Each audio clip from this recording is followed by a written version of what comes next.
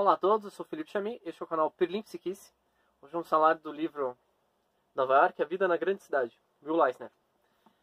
Se vocês se lembram dos primeiros vídeos do canal, eu falei que esse canal falaria sobre tudo relacionado a livros. Não só livros, mas também autores, traduções, editoras, etc. Bom, este livro é um livro de quadrinhos. Então muita gente vai pensar, não, como que você espera fidelizar o canal mudando tanto de assunto assim? Na verdade eu não vou mudar de assunto, né? Quadrinhos, em certo sentido, em certa tradição, ou de um certo modo, sob um certo olhar, são literatura também. Então, também é uma parte desse cardápio que eu propus a vocês anteriormente. Will Eisner, inclusive, é conhecido por ser o cunhador, ou o principal desenvolvedor de um dos principais termos que hoje se aplicam aos quadrinhos mais populares ou com aval crítico, que são as graphic novels, que é o rótulo das graphic novels. Graphic novel, como o nome indica, são os romances gráficos, né? Muitas vezes impropriamente traduzidos como as novelas gráficas. Mas os romances gráficos, eles se caracterizariam, sobretudo, por uma certa unidade de narração que não se vê nos quadrinhos sequenciais normais. Então, se você compra normalmente Tio Patinhas, Homem-Aranha, Mônica, etc., esses quadrinhos eles normalmente têm uma continuidade ou histórias quebradas por edição ou uma tradição muito continuada mesmo e que torna difícil de entender as suas narrativas como romances fechados, como histórias fechadas, narrativas únicas, etc. A graphic novel é diferente. A graphic novel ela conta uma história só. Ela tem uma dimensão muito específica, geralmente ela parece um livro mesmo, ela tem uma história fechada, um núcleo de personagens mais definido, dificilmente há recorrência de personagens ou temas em outras graphic novels do mesmo autor e tudo. Até eu sou um pouco crítico a esse gênero, a esse rótulo de graphic novel, porque eu acho que isso já vinha sido praticado na Europa, sobretudo, há um bom tempo. Mas em séries como Asterix, ou Tantan, né, o Tintin, Lucky Luke, mesmo a Bonelli Comics, né, Zagor, Mr. No, Tex, Ken Parker, mas as características eram um pouco diferentes, né? Esses personagens eram muito recorrentes, então entendeu-se por bem classificar a graphic novel como aquilo que o Will Eisner praticava, e não aquilo que se via usualmente em outros países ou formatos de exibição de quadrinhos, né? Mas o Will Eisner, eu vou mostrar para vocês um quadrinho do Mr. No, que é um personagem fantástico da Bonelli, que foi reeditado aqui no Brasil, aliás, foi relançado aqui no Brasil em 3 edições especiais. Essa edição, a primeira, que se chama Magia Negra, é fabulosa. Esse personagem, ele mora no Brasil, ele é americano, mas ele reside no Brasil. Essa história tem tudo a ver com o Brasil, com os brasileiros. É lindamente desenhada pelo Roberto Diso, que, aliás, fez esses quadros aqui atrás. Esse aqui é o Mr. No, por sinal. Não dá pra ver bem por causa do reflexo. Essa daqui é a Patrícia, também é uma personagem do Mr. No. E escrita pelo Guido Nolita, um dos grandes roteiristas da Bonelli. Essa revista aqui vale muito a pena procurar, da editora 85. Tem que procurar pela internet, entrar em contato com eles, comprar, vale muito a pena. Bom, sobre o Will Eisner, esse Nova York, A Vida na Grande Cidade, é um calhamaço bastante volumoso, tem cerca de 450 páginas. Na verdade, são 4 graphic novels do Will Eisner, publicadas entre o começo da década de 80 e o começo da década de 90. As graphic novels se chamam Nova York, a Grande Cidade, O Edifício, Caderno de Tipos Urbanos e Pessoas Invisíveis. Outra razão para eu considerar esquisito chamar de graphic novel é que esse livro aqui mostra um exemplo bastante patente de diferenciação entre os gêneros e tudo. É uma graphic novel? É uma graphic novel, mas são várias cenas e recortes muito curtos, flashes da vida cotidiana de pessoas ou do grande personagem dessa compilação, que é o Edifício, ou Nova York mesmo, né? Então, eu diria que são graphic short stories, são contos gráficos. Mas, enfim, vale muito a pena ler. Apesar da extensão bastante grande do livro, ele se lê muito rapidamente, são cenas muito curtas, muito interessantes, fascinantes, bem desenvolvidas. Algumas são divertidas, outras são engraçadas, outras são pungentes, outras são, assim, de ficar impressionado mesmo. O Will Eisner tem um enfoque muito filosófico às vezes também. Você pensa sobre a pequenez da sua vida, sobre as coisas, as escolhas, as ocorrências cotidianas do que você faz na sua vida, das vidas das pessoas. Isso me lembra inclusive o procedimento que o Antônio de Alcântara Machado fez no Laranja da China, que eu comentei aqui em alguns vídeos. Mas eu vou mostrar para vocês alguns exemplos para vocês verem pelo menos a variedade desse livro, para vocês irem atrás não só desse Eisner, como de outros Eisners, outras graphic novels. Graphic novel é uma coisa que vem sendo muito difundida, vem sendo muito propalada nos círculos de quadrinhos e também nos círculos da alta cultura que rejeitava o quadrinho até um bom tempo. O Will Eisner é bastante respeitado, ele escreveu livros teóricos sobre quadrinhos, muitas exposições voltadas a ele, inclusive quem está aqui em São Paulo, a exposição do Museu da Imagem e do Som, sobre quadrinhos, tem uma área sobre o Eisner. O Eisner ele já veio para o Brasil, tem muito material original dele, vale a pena ver. Eisner também criador de O Spirit, que é um personagem continuado, não classificado como graphic novel também, nesse esquema que eu falei para vocês. Histórias continuadas, personagens muito recorrentes, tramas curtas, etc. Né? Vamos lá então, o primeiro é Decibéis. São duas personagens, aparentemente imigrantes italianas, não sei, pela caracterização meio estereotipada que geralmente se faz desses personagens. Uma personagem gritando, moram numa espécie de um cortiço, a gente vê pelo tipo de escada que elas descem, ou pelo tipo de local em que elas estão. Uma personagem fala com a outra: onde você vai, Teresa? Bem gritando mesmo. A biblioteca. Quero procurar uma receita antiga. Para o evento social da igreja? Legal. Olá, dona Hitsu, é um feirante falando com ela. Ele tem que falar alto porque ele sabe que ela é meio surda. Olá, Tony, como vão as coisas? Ele põe a mão no ouvido e fala: ai, quem sabe amanhã o movimento seja melhor. Aí dá ela no metrô, rindo com uma outra colega. Embaixo, a última cena, uma biblioteca mostrada com livrinhos muito pequenininhos, num espaço bem apertadinho, minimalista. E o balão da senhora gritadora ocupa quase metade do quadro, falando: onde ficam os livros de culinária, moça? E a moça fala, bem baixinho, a bibliotecária: na prateleira 302A, lado esquerdo. O último quadro é um balão muito grande, e ela falando, a que foi consultar o livro de culinária, falando com o rapaz do lado, que está lendo também.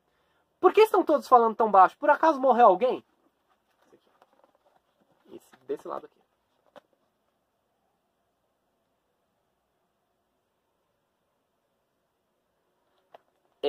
Essa aqui é uma cena engraçada, divertida. Um recorte mesmo do Flash cotidiano. Todo mundo conhece alguém assim. Por isso que eu falei do Laranja da China. Aqui uma outra narrativa. Esse primeiro livro, essa primeira graphic novel, ela é dividida em temas. Então são temas que geralmente desconstroem aspectos urbanísticos de Nova York ou das construções de Nova York. Por exemplo, janelas. Olha isso daqui que parece a capa do Physical Graffiti do Led Zeppelin, né? Ele faz um grafismo muito interessante porque ele cria... Essa daqui, por exemplo, Mirante, que eu não vou ler para vocês, ele mostra a mesma personagem na mesma janela em várias poses, que cria um senso de movimento bastante peculiar, né? Então, quer dizer, para quem reclama que isso aqui não é literatura, isso aqui também talvez nem seja quadrinhos, talvez seja cinema, olha só. Mas essa daqui que eu vou mostrar para vocês, Xereta. Tem um menininho olhando pela janela, ele ri, se diverte, ele tá olhando meio escondido, ninguém sabe o que é. O pai dele vê o que ele tá olhando, tira ele da janela, dá uma bronca, a janela fica sem ninguém. O pai depois pensa um pouquinho melhor e fala, também vou ver. Aí ele fica olhando, se posiciona no mesmo local do menino, desse lado aqui.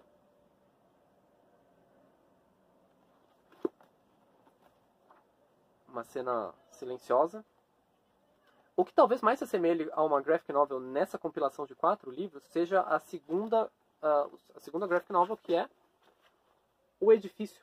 Porque o Edifício, apesar de serem 4 histórias soltas, elas também são ligadas por um evento específico, que eu não tenho como falar aqui sem contar grandes spoilers, mas, bom, vou contar porque é o começo do livro. É um edifício em que, numa manhã qualquer, hoje, em algum momento durante a manhã, apareceram na entrada 4 fantasmas.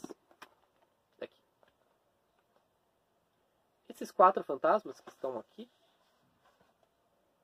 eles vão, cada um do seu jeito, né? Aliás, eles não, o narrador, né, vai contar a história de cada um desses personagens.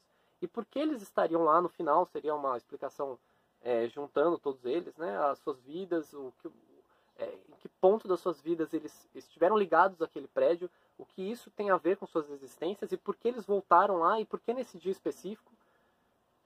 Esse é o mais romancístico dessas 4 graphic novels, porque tem realmente um fio condutor narrativo bastante delineado, né? O seguinte é a dispersão total já no título, né? Chama Tipos Urbanos. Então o Will Eisner vai contar algumas coisas sobre personagens vários, mostrar cenas rápidas, engraçadas, divertidas, comoventes, como eu falei pra vocês. Algumas sem diálogo. E a arte dele é belíssima, né? Muitas vezes ela é exposta em museus. Há uns 10 anos teve uma exposição aqui no Centro Cultural São Paulo, da Vergueiro. E está tendo uma certa mostra de originais dele no Museu da Imagem e Som, como eu falei para vocês. Vou mostrar para vocês. Uma que ele também analisa diversas coisas do que se vê na cidade, né? O tempo das pessoas, os cheiros da cidade. Aqui sobre o cheiro, essa daqui se chama O Cheiro da Concorrência, tem 2 páginas. Um vendedor de cachorro-quente está lá no seu dia a dia normal. A primeira cena mostra tipos muito difusos, porque não se vê bem quem são as pessoas, são transeuntes normais. E o vendedor de cachorro-quente começa a sentir um cheiro, ele fica olhando, olha para o lado, resolve deixar um pouquinho o trabalho dele e vai comprar um cachorro-quente do concorrente. Então está aqui. Cheiro da concorrência. Começa aqui.